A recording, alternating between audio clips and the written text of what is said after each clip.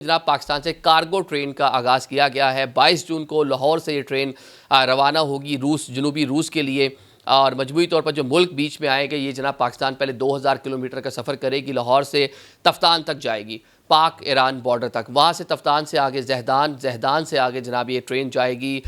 جو ملک ہے Turkmenistan central Asian country ہے ترکمانستان سے قزاقستان جائے گی قزاقستان سے جناب جنوبی روس اور آسٹراخان ایک وہاں کا علاقہ ہے ایک بڑا جنوبی روس کا وہ اس کی لاسٹ ڈیسٹینیشن ہوگا مجموعی طور پر 20 سے 25 دن کا یہ ٹریول ٹائم ہے 8000 کلومیٹر کا ڈسٹنس ہے جو یہ ٹریول کرے گی اب یہ دیکھیں کہ یہ کنٹریز سینٹرل ایشین کنٹریز جو ہیں ان میں سے موسٹلی کنٹری لینڈ لاک ہیں ان کو سمندری کوئی راستہ ملتا نہیں جس طرح ہم نے چین کے بہت سے علاقے دیکھے گوادر پورٹ اس کے ذریعے ٹریڈ کرنا کراچی کے ذریعے ٹریڈ کرنا افغانستان ہم نے دیکھ لیا لینڈ لاک ہے